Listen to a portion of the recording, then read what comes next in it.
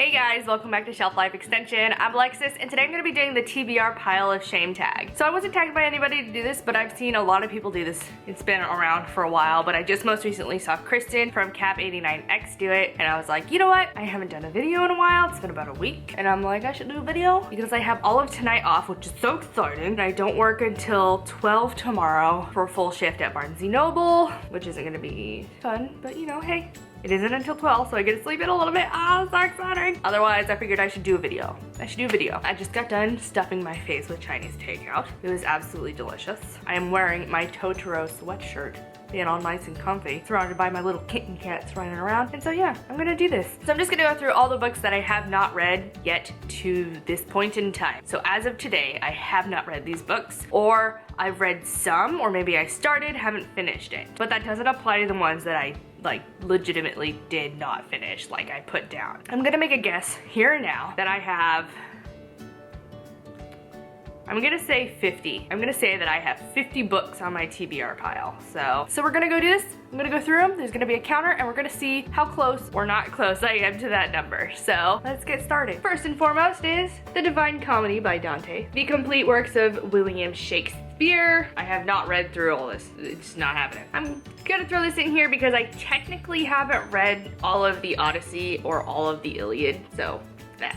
The Chronicles of Narnia by C.S. Lewis. I did read The Magician's Nephew though. The Complete Works of Sherlock Holmes by Sir Arthur Conan Doyle. Bradstreet Gate by Robin Kerman. The Truth According to Us by Anna Barrows. Tin Man by Christopher Golden. 800 Grapes by Laura Dave. Luckiest Girl Alive by Jessica Knoll. The Shore by Sarah Taylor. The Orchardist by Amanda Copeland. The Beautiful Mystery by Louise Penny. The Lunatic Cafe by Laurel K. Hamilton. Hex by Kevin Hearn, Heartless by Gail Carriger, as well as Timeless by Gail Carriger, which is the 5th book. I think Shelby has it in her room. So, A Girl is a Half-Formed Thing by Amor McBride, I think is how you pronounce her name.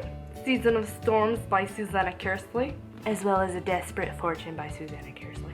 Ready Player One by Ernest Cline, The Fifth Wave by Rick Yancey, Unhinged by A.G. Howard, Stardust by Neil Gaiman, which I have read, but I haven't read it again.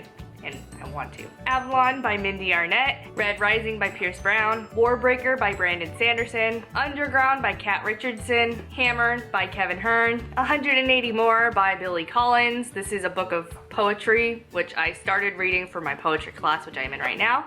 And I do want to read the entirety of this. Jane Eyre by Charlotte Bronte. I got about halfway through this and then I stopped, which I'd like to continue it at some point, but you never know. Independent Study by Joelle Charbonneau. Silence by Becca Fitzpatrick. Sphinx's Queen by Esther Fresner. Silver by Rhiannon Held. Haven by Kay Hooper. A Song for Summer by Eva Johnston. This was actually at my parents' house. I read about half of it in high school. And then I was like, you know what? I actually kind of want to know what happened, so I might read this again. Swept Up by the Sea by Tracy and Laura Hickman. Proxy by Alex London. The Golden Compass by Philip Pullman. The Wolf Gift by Anne Rice. I might. I don't know. I haven't decided. And honestly, that's kind of it. There's more on my shelves that I haven't read, but I don't intend to read them, or I have no desire to read them. So, yes. I'm gonna call that good. So by my calculations, that's about 41. So I'm not quite there at 50 yet, so I feel pretty good considering my TBR pile isn't that ginormous. So yeah, but it's definitely big enough that I don't wanna buy more.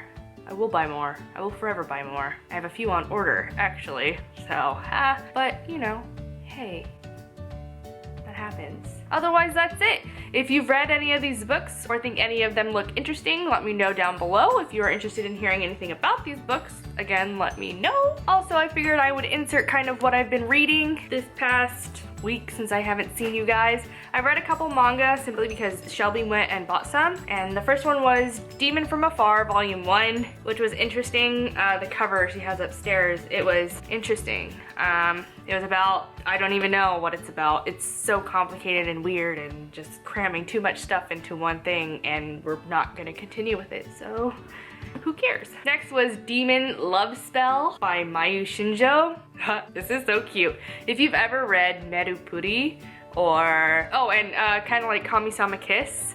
It's a lot like that. It's super cute. It's about this girl right here. She is a temple priestess, you know, kind of, but she can't see demons, whereas her entire family can, and she accidentally binds the powers of a demon, and they kind of fall in love, and it's cute, and I like it a lot. So there's that. We finished that. Next was Spell of Desire by Tomomi, which is interesting. I really like the artwork. This artwork is fantastic. The story is interesting. I'm excited to kind of see where it goes and like what happens. So yeah, but it's about this girl named Karuko, who is the daughter of a very powerful black witch, and this man who's dressed all in black suddenly shows up one day and is like, I need to protect you because you are the vessel of your mother's power and I am at the bidding of your mother, kind of thing. And so they're like, what? And in order to control the power within her, he must kiss her.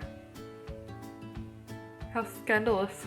So it's super cool. I kind of really like it, so I'm excited to see what happens. And then the book that I read this week was Silence for the Dead by Simone St. James. I wanted this book for a little while because it's one of those books that I saw on the shelves one day when I was shelving, you know, running through the stocks, and I saw it. I thought the cover is freaking beautiful, purple and blue, and this looks, you know, like an insane asylum.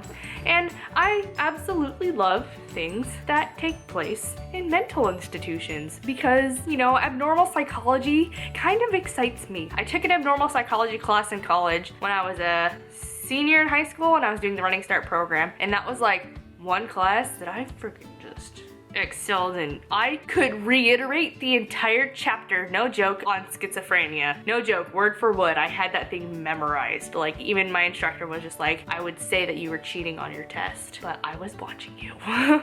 Anyways, yeah, so mental institutions, abnormal psychology, that stuff really is interesting to me, particularly when it takes place in a horror story and plot. Yeah. It's about this girl named Kitty Weeks who is 20 years old and she's on the run from an abusive family, and she finds herself taking up position in this very remote mental asylum where she is taking care of shell-shocked war veterans of World War I. So it's like, you know, 1920 England. And there she starts to hear noises and hear voices and see things, and she realizes that all the inmates as well are seeing and experiencing the same things as well, but obviously everybody just thinks they're crazy and nothing's going on. But she's like, no, this is legit. And so she is on a mission to figure out what is going on, and it was super fun. I really enjoyed this. I will say, yeah, there's some, like, you know, there's some stuff in there where you're just like, interesting, but it was great. I really loved it. If you can check this out, I highly suggest you do. Otherwise, that is it for this video. Thank you guys for watching. Please rate, comment, and subscribe, and I'll check you guys out later. Bye. So I wanted to share the story about what happened while I was reading this. So I was reading this at night, and it was getting to that part where it was like, you know, really creepy, and things were creeping me out, and I was getting really into the story, and I was getting a little scared. And Shelby was sleeping, and our rooms are like right next to each other, and my door was open, her door was open, and like literally right as they are going into this situation, which is like all super creepy, and anything could happen, I hear this distinctly horrifying noise come out of Shelby's room. Like, it was a cross between a gasp and a scream and just a wail. You know what I mean? Like, for all I knew she was being murdered in her room, you know, that kind of sound, and it freaked me the hell out. And I was like, started calling out her name, and I was like, you know, I was like, Shelby, and like walked up to her door, and I was like knocking on her door, but she like wasn't answering me. So then I was just like, oh my god, is she actually like okay? Like, what the heck happened? And then I woke her up, and she was like, what's going on? And I was just like, dude, what the heck? Like, what is up with that noise? You just made like the craziest sound that I've ever heard a person make before. And I was like telling her, I was like, way to do it right at that moment, because I was getting scared anyway, and you literally scared the shit out of me. It was intense, but it was really funny, and I just really wanted to share that, so.